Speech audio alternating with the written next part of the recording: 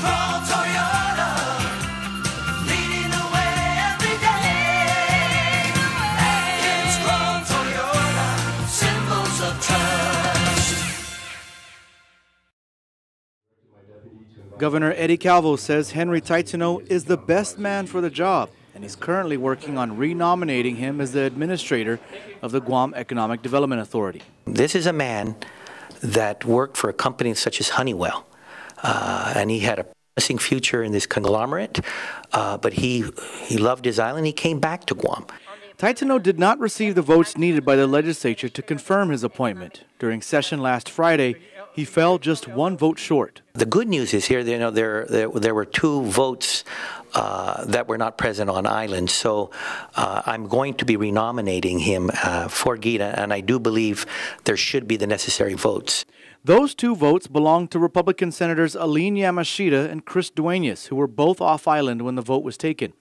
The governor is confident that Taitano will have enough votes once they return.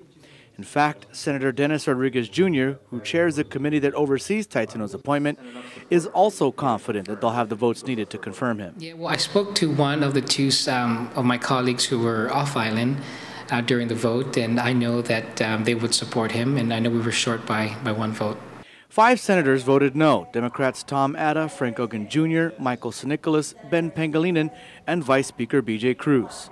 Senator Cruz brought up concerns regarding some business interests that Taitano held in the past. Taitano has since provided documentation showing that he is no longer involved with any of those businesses. Governor Calvo says lawmakers didn't treat Taitano fairly. To besmirch the credibility of a man that has been following his dreams, and he is what I consider the epitome of the Guamanian dream. And we need people with that kind of caliber in this government at Gita. A young man who comes back to his home.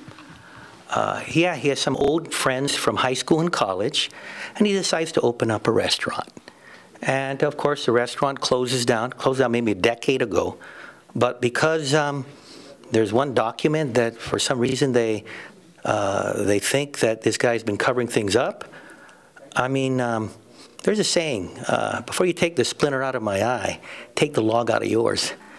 And I'm hopeful that they can treat Mr. Taitano with respect once everything is clarified and accord him the opportunity to explain whatever those issues are.